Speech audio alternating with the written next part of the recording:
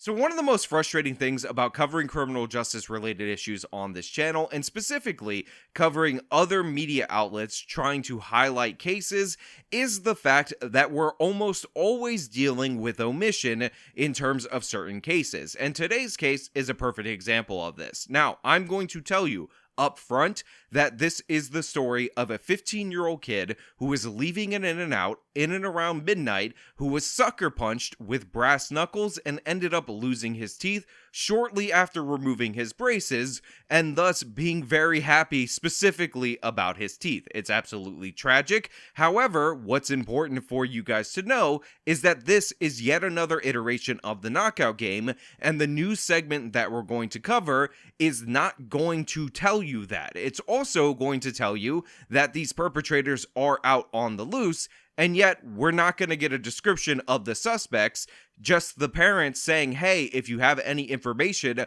about these undescribed, unknown suspects, could you please report it to law enforcement? Now, before we get into that, I just want to say thank you to everybody who signed up over on actualjusticewarrior.com/join. Give me the money. Give me the money. Okay? And thank you to everybody who's listening on Apple, Spotify, and Google's podcasting platform. Also new tonight, a Valley family is demanding answers after they say their son was violently attacked and hit so hard that several of his teeth were knocked out. Police are still searching for the person responsible. So right there in the open, they say that the parents are looking for answers and we have the suspect on the loose, and yet there's no description of the suspect. There's no surveillance footage from the In-N-Out where this happened, all things that you would expect the local news to put out there, and considering it's the local news and there are thousands upon thousands of incidents of the knockout game across the country that have been well documented for decades in this country, it would be interesting if they gave us some information, some commentary, say inform us about what's going on, about what happened to this young man. But again, all of that is absent, and if you don't believe me, I'm gonna play the video and you're gonna see it for yourself. Mark Rebe, they tell me it happened at this Phoenix In-N-Out Burger off of Tatum Boulevard and Deer Valley Drive. They say their son was leaving when he was sucker punched by someone wearing brass knuckles. Kevin Durkin had just gotten his braces off. He's very excited about his pretty new smile. He had them off for about 3 weeks. So again, as I said in the open, this young man recently got his braces off and he is very happy about his smile, and he should be. Good looking kid, nice looking family. Obviously, they spent thousands of dollars on the orthodontist in order to get this young man braces, and now, months later, he's sucker punched in a knockout game, and the local news won't show you or even describe the suspects that attacked him, because God forbid we actually catch the criminal responsible. But now his parents, Brittany and Brett, say it will cost about $15,000 to get that smile back. It's insane. Yeah, you heard that right. The damage that this coward did to him with this sucker punch, with this iteration of the knockout game, is going to cost $15,000 to repair. $15K to restore this young 15-year-old boy's smile that he only had access to for a couple of months. And you know what? I can't abide by it. I cannot allow it to happen. I'm setting up a Give, Send, Go. The goal is $15K. Let's get this young man some teeth, because honestly, we need to do something based on the fact that they're not really interested in covering this story beyond the local news, and they're not even interested at the local news in telling you or showing you surveillance video so you could see the suspects so they can actually catch this person. The suspect behind this, the group of teens that participated in this vicious, unprovoked attack against this young man, that again is going to put his family at a $15,000 loss, aren't even worth describing to the local news. They're out on the streets to re-victimize another person, and I can't have it. I can't let this go on, and I know some of you out there are on board. That's why I'm setting up the Give, Send, Go. Let's go. Let's get this young man some teeth. That's because just a few days ago, Kevin and his friends were leaving this In-N-Out Burger just after midnight when his parents say Kevin was sucker punched by someone wearing brass knuckles. 4 of his bottom teeth were knocked out, and one of his top front teeth was shoved back in. Brittany remembering that terrifying phone call. They were all screaming. They were very frantic. I'm missing my teeth. My teeth are gone. Kevin was rushed to the hospital. When his parents arrived, they say he was covered in blood. The next day, when they went to the restaurant to talk to management about the incident, they found Kevin's teeth still in the parking lot. Yeah, so horrible attack. The young man gets sucker punched. You saw the blood dried up on his shirt. But I also want to point out, and this is a pro tip and it's not victim blaming, but if you ever find yourself in a situation where your teeth are knocked out, pick them up, throw them in a cup of milk, and put them back in. This is actually the best way humanly possible for you to keep your teeth.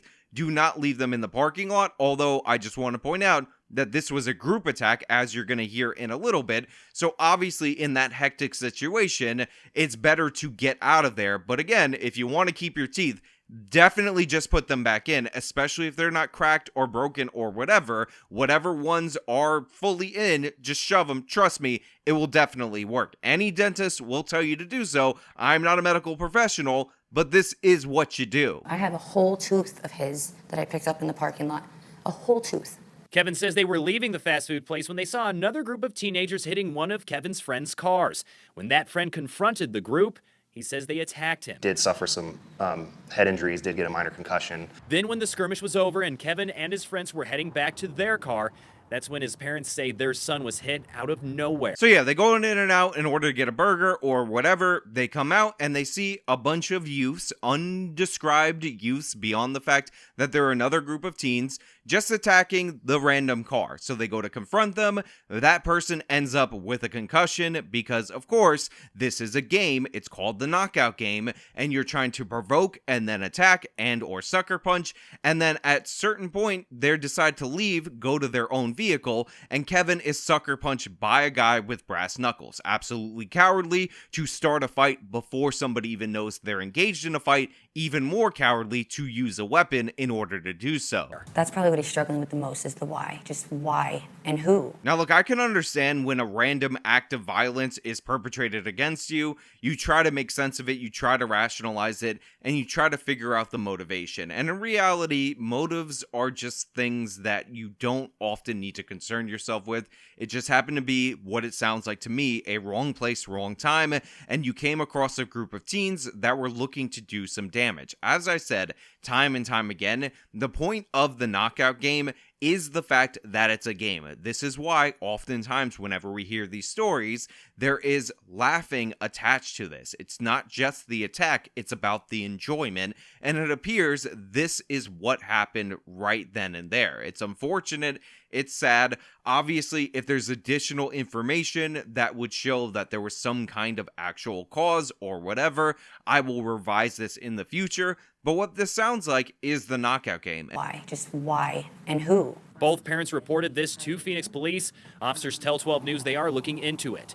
In the meantime, while Kevin is still recovering, the emotional damage from that night haunts him. He's going to watch his back everywhere he goes. As Brittany and Brett call on those who have any information about the person responsible for attacking their son to come forward. Now, based on the fact that the parents are asking for help in identifying who was responsible repeatedly throughout this segment, yet there's no description, yet there's no surveillance video, and if we find surveillance video, I will put it out for you. I think what we see is what we often see in instances like this, where the most relevant information to a story about finding out who committed this crime is being omitted due to politically correct reasons. Now, again, I could be wrong, but I notice these patterns in news coverage when it comes to suspects, and to be clear, perpetrators of the knockout game tend to be black teenagers, and they tend to victimize anybody who is not a black male teenager, specifically white, Asian, elderly, gays. We've gone over all the various groups that have been victimized by this. There's entire books written about this phenomenon, and one of the things that we notice whenever the knockout game comes up is that the news media will either never mention it, or they'll say it could be. Some say that this could be the knockout game, and they'll never describe the suspects, and they'll often reference how they're looking for one individual suspect, the brass knuckle puncher, rather than talk about the whole group, as they were clearly and obviously acting within concert of one another. We don't even get a gauge on the size of the group that attacked this young man that were attacking the car, and all we hear about is how they're looking for this one individual. Now, I can't speak for the parents. I've never met them, I've never had a conversation with them or anything like that, but I would think they would want all of the people who acted in concert in this way to hurt one friend and knock their son's teeth out to face justice for this crime. That's what I would want as a parent. That's what I would want as a friend. That's what I want as a person. But the local news media is all about mitigating and reducing and not giving you information while they're tacitly covering this story. And it's one of the things that I absolutely can't stand because, again, you have the parents right there. They're still in shock. This is a horrific moment for anyone. And now they are left with the bill, and all they want is some tiny sliver of justice. And the local news is kind of helping them, but not really. So like I said, give, send, go in order to restore this young man's smile. Now, if you're the parents or relative or somebody that can put me in touch with the parents or the relative, go find me on Twitter at IamSean90. Go into my DM requests, message me there. If email is your preference, email me at SeanFitzgerald@actualjusticewarrior.com. I will give you my Skype username. I will verify your faces as I see them in the local news segment, and 100% of the proceeds of the Give, Send, Go will go to you. The transaction fees will be the only thing that will be deducted from whatever the total is. It is 100% yours, and that is my word as me, Sean Fitzgerald, to members of my audience that contribute to this young man getting his teeth. Now, I would love for any of you who are able to contribute so we can get whatever amount to the family to help them take care of their son in their hour of need. Again, link in the description. And speaking of description, I would love for local news outlets to release the footage of this if it exists, or at least describe the suspects. Tell us who did it, who to look for, so we can identify them so somebody else doesn't get victimized again. Because again, the knockout game can be deadly. You hit somebody and they don't walk away with just a concussion or broken teeth or anything like that. They get hit. They hit the ground, they end up dying, and I cannot abide by it. They will do this again. Random attacks like this are done for fun. This is called the knockout game, and we have to put a stop to it. And all those people who signed up for this bad legislation that says if you're a teenager, if you're under the age of 18, you're essentially a baby. No, absolutely not. Not even close. Not on board with it. These people need to be prosecuted because your peak offending years for males who commit the overwhelming majority of crime of all racial groups is age 14 to 24. So ignoring that fact and playing around and letting these kids off over and over again and not really pursuing them has failed, and the consequences can be found in the parking lot of that Arizona In-N-Out. Now, that's all I really have for you guys today. Thank you so much for watching this video, and thank you so much to everybody who contributes. If you like this video, you show them by leaving a like. Subscribe for more content. Follow me on all my social media. Support me via the support links in the description of this video. This has been me talking about yet another instance of a knockout game. Till next time.